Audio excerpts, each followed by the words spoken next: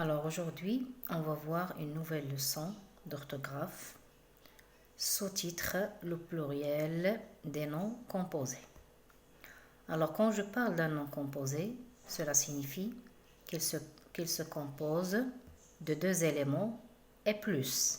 Mais ici, faites attention, d'accord? Alors regardez ici, ce sont des noms composés. Suivez le curseur de la souris s'il vous plaît avec moi. Ce sont des noms composés. Ce n'est pas mots. Ce sont des noms composés. D'accord. Alors, certains noms sont formés, comme j'ai déjà dit, de deux mots. Parfois trois. On les appelle les noms composés. Généralement, ces noms sont séparés par un tiret. D'accord? C'est clair le tiret. Sont séparés par un tiret. Très bien. Alors maintenant, on va voir. Pour former un nom composé à partir d'un nom composé singulier. Veut dire on a un nom singulier, mais nous on veut le refaire au pluriel. Alors, on va voir la règle. Quand on fait l'accord de ce nom composé et quand on ne fait pas l'accord. Très bien. Alors, d'une façon générale, seuls les noms et les adjectifs. D'accord? Seuls les noms et les adjectifs qui prennent la marque du pluriel en règle générale. Veut dire, généralement, les noms composés qui sont composés des noms et des adjectifs, ce sont ceux qui prennent la marque du pluriel. Maintenant, on va bien détailler. Alors, regardez avec moi. D'accord, très bien. Alors, c'est bon.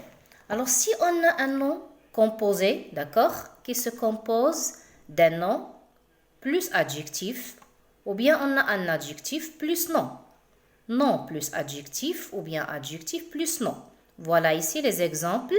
Il y a un cerf-volant. Un cerf-volant, c'est un jeu pour les enfants qui font le voile en ciel, d'accord? Elle joue, elle le tire avec un fil.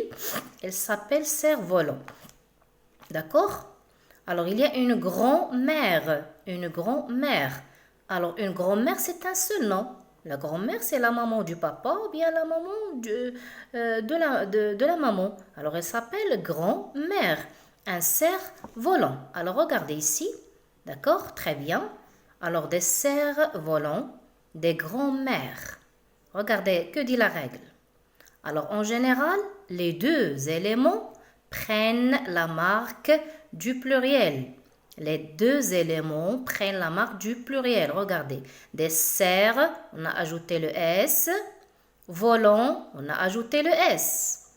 Des grands, on a ajouté le S. Et mère, on a ajouté le S. Très bien. Alors, si on a un adjectif plus nom, bien un nom plus adjectif, les deux s'accordent. Les deux s'accordent veut dire les deux prennent la marque du pluriel. On passe.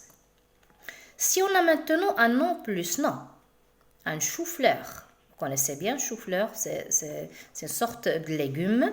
Chou, c'est clair, le chou, on a déjà fait dans les noms qui se terminent avec O, d'accord, un chou. Il y a fleur, d'accord, mais elle ne compose un seul nom. On dit un chou-fleur. Regardez au pluriel, des choux-fleurs. Très bien, vous vous rappelez, chou prend le X pour marquer le pluriel du nom. Chou, on ajoute l'X. Et fleur, on a ajouté sa marque du pluriel, c'est le S. Alors, des choux-fleurs. Alors, les deux ont pris la marque du pluriel. Très bien. Un chien-loup. Un chien-loup. Chien, c'est un nom. Loup, c'est un nom. D'accord? Des chiens-loups. Regardez, les deux prennent la marque du pluriel, le S. Alors, que dit la règle? Si on a deux noms, les deux prennent la marque du pluriel.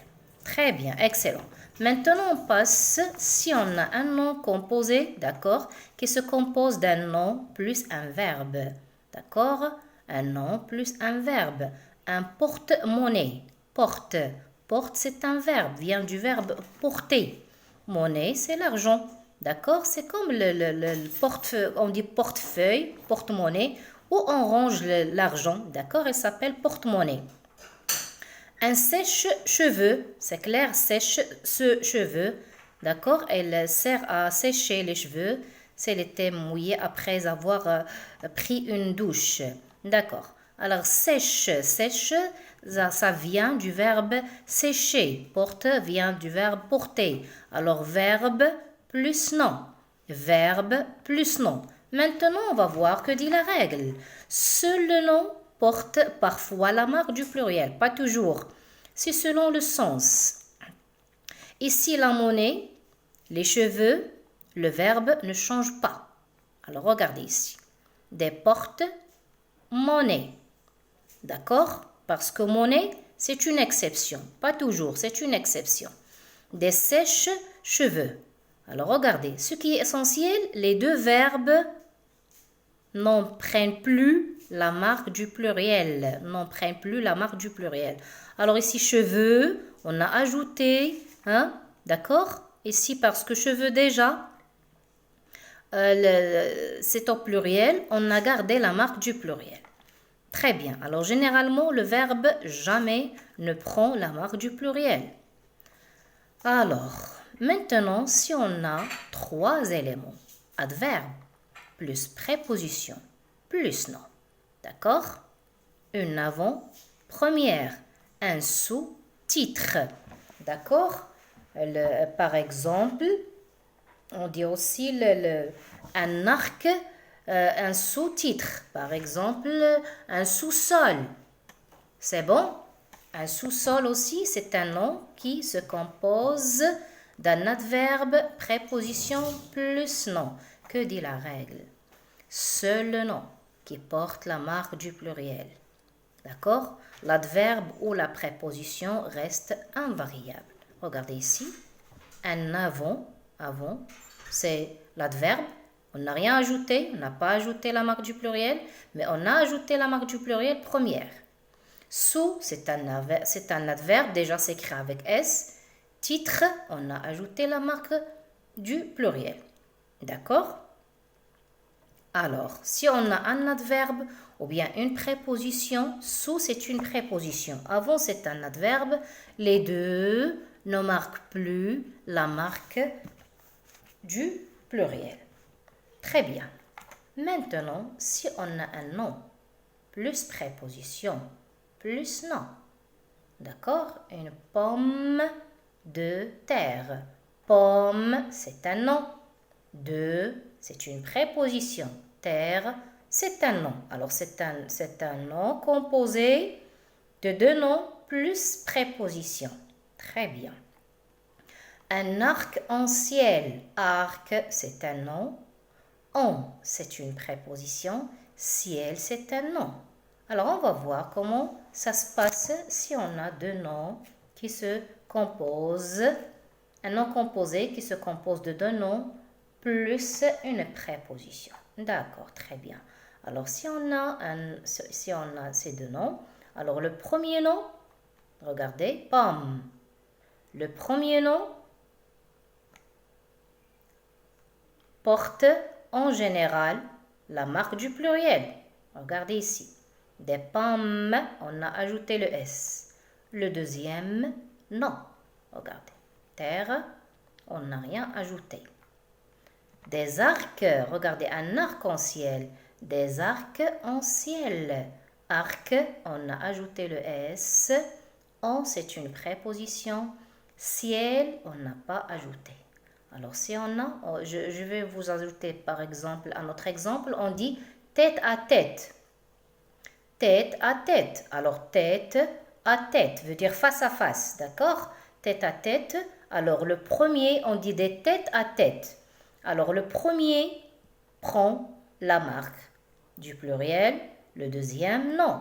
Et bien sûr, toujours la préposition, c'est invariable. On ne change plus la préposition qui fait lier les deux noms pour avoir un nom composé. Très bien. Alors, si on a dit par exemple verbe plus verbe, par exemple le savoir-faire. Le savoir-faire, on a déjà parlé le savoir-faire, le savoir-dire, le savoir-être, le savoir-vivre. Très bien. Alors, on dit les savoir-faire, ni le premier verbe, ni le deuxième prennent la marque du pluriel. Alors, les deux restaient invariables. Alors, généralement, on parle de la marque du pluriel si on est devant un nom plus nom ou bien adjectif plus nom, et ainsi de suite. Alors, seulement le nom et l'adjectif qui prennent la marque du pluriel. D'autres classes grammaticales restaient invariables. Alors, je crois que vous avez compris cette leçon qui est en relation avec l'orthographe et ainsi que le vocabulaire.